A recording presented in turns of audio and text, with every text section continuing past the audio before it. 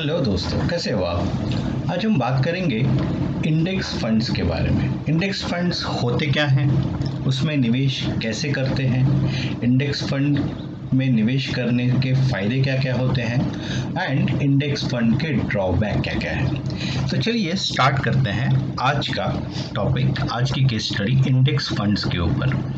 दोस्तों, जनरली हमने देखा हुआ है कि जब भी कोई म्यूचुअल फंड या कोई भी ऐसी एसेट जब हम परचेज करने के लिए जाते हैं तो या फिर परचेज करने के लिए हमारे सामने जब भी वो लाई जाती है, एक ख़ास तरीके का कोई एक विज्ञापन होता है, या तो कोई एक सेल्स पर्सन या तो कोई एक एजेंट हमें वही चीज़ प्रमोट करने की कोशिश करता है जिस चीज़ में उसका कमीशन ज़्यादा हो। इस चीज़ को हमेशा से हमें ध्यान रखना है। मेरा एक मित्र है जो कोई भी चीज़ जब खरीदने के लिए जाते हैं तो जो वहाँ का सेल्स पर्सन उन्हें जो चीज़ दिखाता है उसे छोड़ के वो दूसरी चीज़ हमेशा लेते हैं, क्योंकि ये जनरल साइकोलॉजी है जिसमें कमीशन ज़्यादा होगा। जिस प्रोडक्ट को सेल करने से कमीशन ज़्यादा मिलेगा उस प्रोडक्ट में सेल्स पर्सन का, एजेंट्स का इंटरेस्ट ज़्यादा होता है एंड इट्स नेचुरल। मतलब इसमें कोई ब्लेम करने जैसी कोई चीज़ नहीं है। अगर मैं भी होता है, आप होते, तो कोई भी यही करता है कि जिसमें हमें कमीशन ज़्यादा मिल रहा है हम उसी प्रोडक्ट को प्रमोट ज़्यादा करेंगे, हम उसी प्रोडक्ट को सेल ज़्यादा करने की कोशिश करेंगे। तो it's a fair enough game.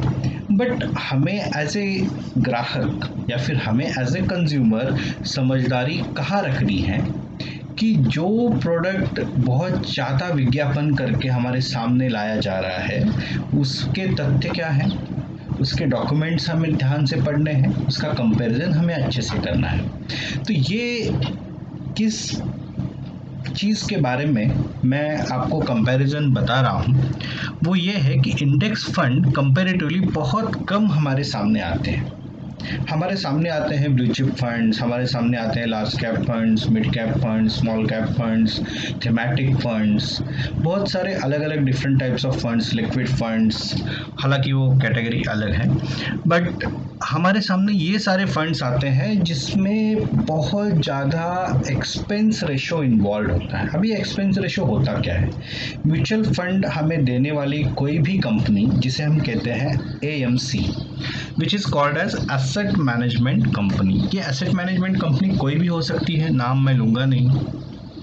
ये एसेट मैनेजमेंट कंपनीज हमें जो भी म्यूचुअल फंड बेचती है और हमारे बिहाफ पे स्टॉक मार्केट्स में अपना पैसा इन्वेस्ट करती है, तो वो सारा खर्चा, उसका एसेट मैनेजमेंट कंपनी का खर्चा निकाल के जो भी चीज़ें वो ऑपरेशंस करती हैं उसके लिए जो भी खर्चा आता है उसे सिंपल भाषा में हम कहते हैं कि एक्सपेंस रेशो। इस कंपनी, इस AMC का, इस पर्टिकुलर म्यूचुअल फंड का एक्सपेंस रेशो इतना है।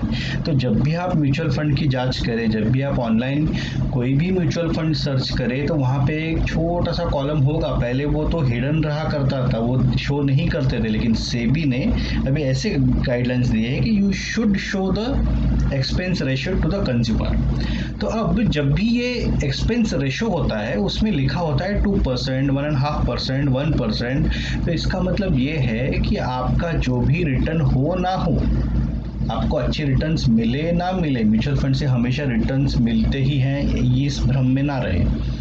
अच्छे रिटर्न्स लॉन्ग टर्म में ज़रूर आपको मिलेंगे, लेकिन जो भी रिटर्न्स आपको मिल रहे हैं उसमें से 2%, 1.5% या जो भी एक्सपेंस रेशो वहाँ पे लिखा हुआ है उस अमाउंट को काट के AMC आपको पैसा देती है। तो इस चीज़ को हमें बहुत अच्छे से समझना है कि आपके प्रॉफिट में से 2% तो AMC ने रख लिए पहले से ही। आपको अगर रिटर्न 10% आने वाला है तो आपको 8% ही हाथ में आएगा, क्योंकि एक्सपेंस रेशो 2% है और वो कंपनी ने काट लिया, विच इज़ फेयर इनफ, उनका भी खर्चा है, गुड। बट वो कितना होना चाहिए, कम होना चाहिए, ज़्यादा होना चाहिए, एक्चुअल में इतना खर्चा होता है क्या? एक्चुअल में इस तरीके से फंड मैनेजर्स और ये जो भी ऑपरेशंस करते हैं उसके लिए क्या इतना एक्सपेंसेस है या इनका प्रॉफिट उसमें ज़्यादा है? तो वो अलग टॉपिक हो जाएगा डिस्कशन का। लेकिन जनरली समझने वाली बात ये है कि AMC जो भी म्यूचुअल फंड देने वाली कंपनी है, वो कंपनी अपना कुछ हिस्सा आपके प्रॉफिट में से या फिर लॉस में से भी कंपनी को कोई कंसर्न नहीं है कि आपको म्यूचुअल फंड से प्रॉफिट होगा या लॉस होगा, वो उतना अमाउंट काटेंगे ही क्योंकि वो उनका एक्सपेंस रेशियो है। तो अंत में फ़ायदे में कौन रहता है, आप खुद समझदार हैं। बट जनरली लॉन्ग टर्म में म्यूचुअल फंड में या किसी भी चीज़ में हम निवेश करते हैं, लॉन्ग टर्म में अगर बने रहते हैं तो जनरली फ़ायदा ही होता है, नुकसान होने की गुंजाइश बहुत कम है अगर लॉन्ग टर्म के लिए बने रहते हैं और निवेशक की तरह बने रहते हैं। तो अब ये इंडेक्स फंड की लेस पॉपुलर होने का सबसे बड़ा रीज़न ये है कि इसे पॉपुलर करने के लिए किसी ने मेहनत ही नहीं की है।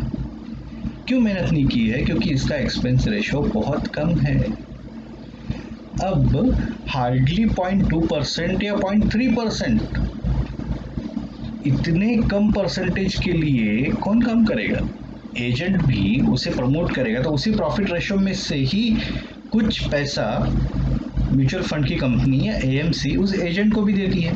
तो 0.2% कितना होता है, कितना छोटा सा अमाउंट है, उसके लिए एएमसी क्या एजेंट को कितना पैसा दे सकती है? तो ना एजेंट इस फंड को प्रमोट करते हैं, एएमसी प्रमोट करती भी है नहीं भी करती है, वो तो उनके हाथ में होता है। बट ये चीज़ लेस पॉपुलर होने का रीज़न ये है। अगर आप ये शब्द पहली बार सुन रहे हो इंडेक्स फंड, तो चौंक मत जाइएगा। इसके पीछे की कहानी ये है कि ये इस इंडेक्स फंड्स को इतना लेस पॉपुलर क्यों रखा गया है, क्योंकि इसमें एक्सपेंस रेशो कम है। अब जानते हैं एक्सपेंस रेशो कम क्यों है?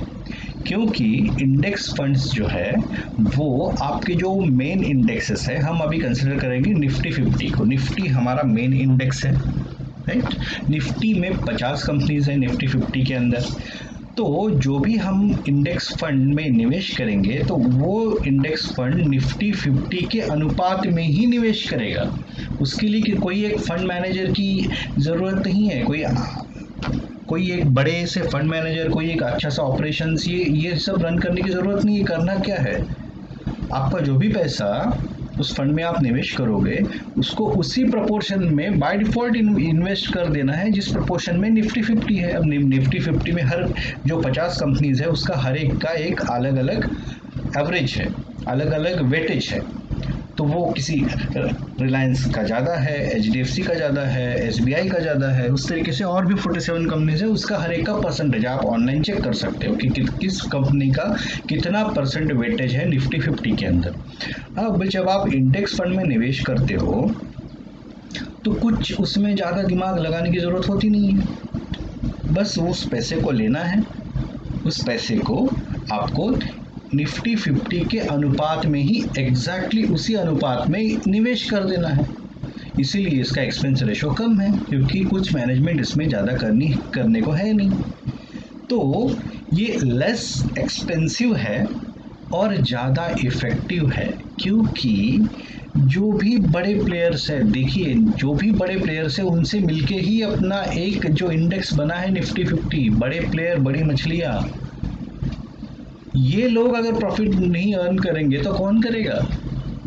एक जनरल परसेप्शन बता रहा हूँ, ये जो गिने चुने 50 कंपनीज है, ये अगर प्रॉफिट अर्न नहीं करेंगे तो कौन करेगा?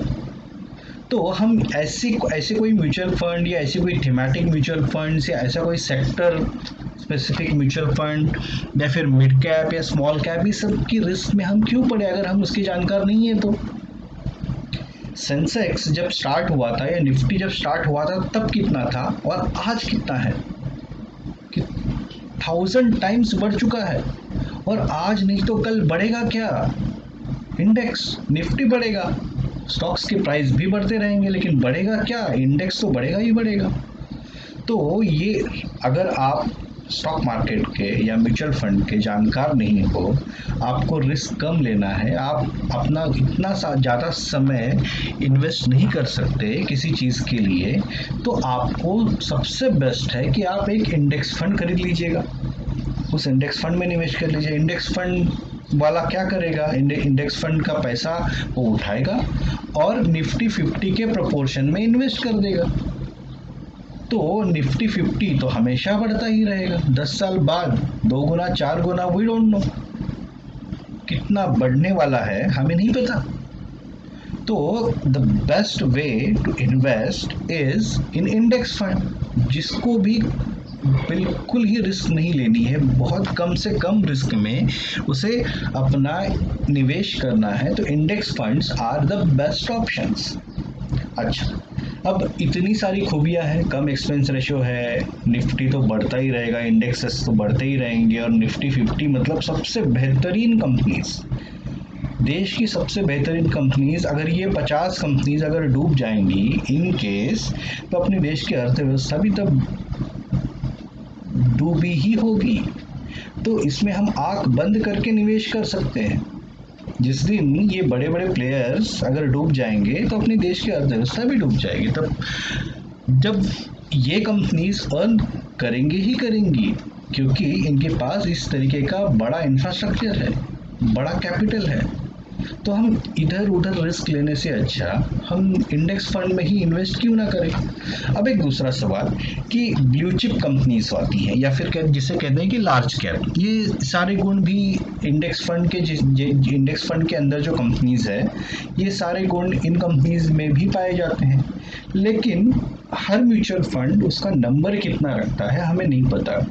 बहुत बार लार्ज कैप के नाम पे मिड कैप में या स्मॉल कैप में या मिड कैप और लार्ज कैप के बीच में जो कंपनीज है उनमें निवेश किया जाता है, तो वो हमारे कंट्रोल के बाहर होता है, और फिर इन सब का एक्सपेंस रेशोज भी ज़्यादा होते हैं। तो इस चीज़ का हमें ख्याल रखना है कि जितना कम से कम एक्सपेंस रेशो हो और अच्छी से अच्छी कंपनीज हो, उनमें हमें निवेश करना है। अब आते हैं ड्रॉबैक्स के ऊपर।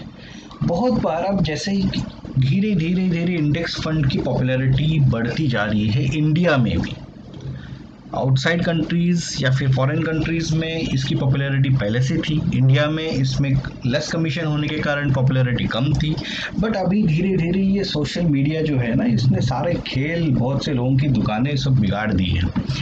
तो अब ये हो क्या रहा है कि अब धीरे धीरे इंडेक्स फंड की पॉपुलैरिटी भी बढ़ रही है, तो बहुत सारी एएमसीज जो है ये इंडेक्स फंड तो शो करती हैं, लेकिन उसमें अपना कुछ बीच में और किसी कंपनीज में भी निवेश कर देती हैं। तो हमें उस चीज़ में बहुत ध्यान देना है कि इंडेक्स फंड प्रॉपर हम सिलेक्ट करें।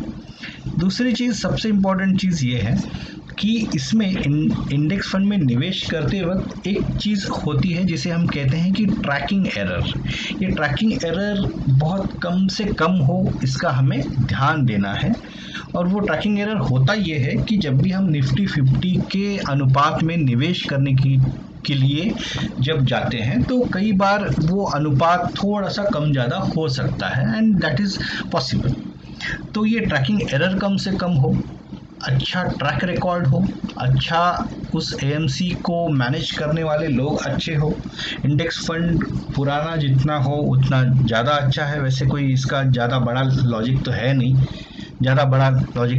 इसका, बट ट्रैकिंग एरर कम से कम हो, इसमें हमें ध्यान देना है। और इंडेक्स फंड प्योरली इंडेक्स पे ही फोकस करे, इस पे भी हमें ध्यान देना है।